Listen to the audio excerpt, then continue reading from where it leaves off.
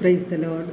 സ്നേഹമുള്ളവരെ, വിശുദ്ധ യോഹന്നാൻ്റെ സുവിശേഷം 10-ാം അധ്യായം 35-ാം തിരുവചനത്തിൽ യേശു പറയുന്നു, ദൈവവചനം ആരുടെ അടുത്തേക്ക് വരുന്നുവോ അവരെ ദൈവങ്ങളെന്ന് അവൻ വിളിച്ചു. യേശു ദൈവപുത്രനാണെന്ന് യേശു പറഞ്ഞപ്പോൾ യഹൂദർ യേശുവിൽ കുറ്റം ആരോപിച്ചുകൊണ്ട് യേശുവിനെ കല്ലെറിയുവാനായിട്ട് ശ്രമിച്ചു. അപ്പോൾ യേശു പറഞ്ഞ വചനമാണിത്.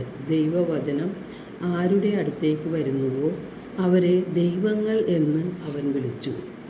വചനം ദൈവം തന്നെയാണെന്ന് യോഹന്നാൻ്റെ സുവിശേഷം 1-ാം അധ്യായം 1-ാം തിരുവചനത്തിൽ പറയുന്നുണ്ട്. ആദിയിൽ വചനമുണ്ടായിരുന്നു, വചനം ദൈവത്തോടു കൂടെയായിരുന്നു, വചനം ദൈവമായിരുന്നു. അപ്പോൾ ദൈവമായ വചനം ആരുടെ അടുത്തേക്ക് വരുന്നുവോ അവരെ ദൈവങ്ങളെന്ന് യേശു വിളിച്ചു. വിശുദ്ധ യോഹന്നാൻ്റെ സുവിശേഷം 15-ാം അധ്യായം 3-ാം തിരുവചനത്തിൽ വചനം നമ്മെ വിശുദ്ധിയുള്ളവരാക്കും. നമ്മുടെ ഹൃദയത്തിൽ വിശുദ്ധിയിലും എളിമയിലും നാം കാത്തു സൂക്ഷിക്കണം. എളിമയും അനുതാപവുമുള്ളവരെയാണ് ദൈവം കടാക്ഷിക്കുന്നത്. നമ്മുടെ ഹൃദയത്തിൽ വചനം തങ്ങി നിൽക്കാത്തതിന് കാരണം നമ്മുടെ ഹൃദയത്തിൻ്റെ ദുഷ്ട അവസ്ഥയാണ്. യെശയ്യാ 66:2 തിരുവചനം പറയുന്നു, ആത്മാവിൽ എളിമയും അനുതാപവും ഉണ്ടായിരിക്കുകയും എൻ്റെ വചനം ശ്രവിക്കുമ്പോൾ വിറയ്ക്കുകയും ചെയ്യുന്നവനെയാണ് ഞാൻ കടാക്ഷിക്കുന്നത്.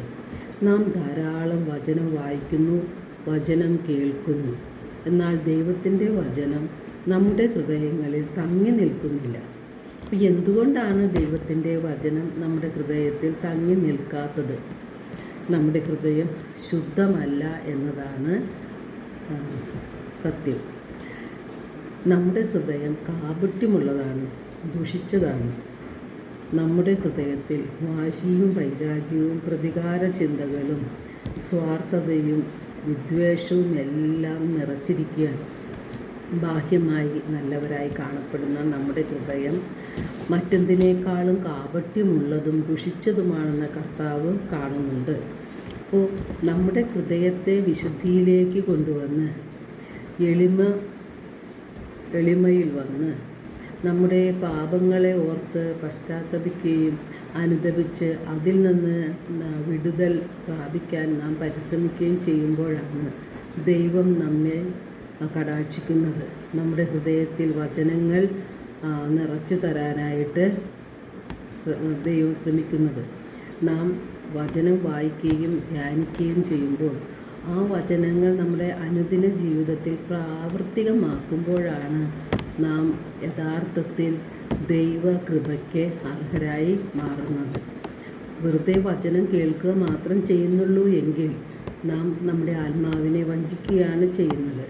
അപ്പോൾ വചനം കേൾക്കുക മാത്രം ചെയ്യുന്ന ആത്മവഞ്ചകരാകാതെ വചനം നമ്മുടെ ജീവിതത്തിൽ അനുവർത്തിക്കുന്നവരായി നാം മാറണം.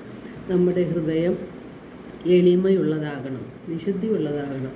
അപ്പോൾ ദൈവം തന്നെയായ ദൈവത്തിൻ്റെ വചനം നമ്മുടെ ഹൃദയത്തിൽ നിറയും. ദൈവം നമ്മുടെ ഹൃദയവാതിക്കൽ വന്നു മുട്ടുന്നുണ്ട്. ആ ശബ്ദം കേൾക്കാൻ നമുക്ക് കഴിയണം. എല്ലാവർക്കും ഒരു നല്ല ദിനം ആശംസിക്കുന്നു. ദൈവം നമ്മെ ഓരോരുത്തരെയും സമൃദ്ധമായി അനുഗ്രഹിക്കട്ടെ.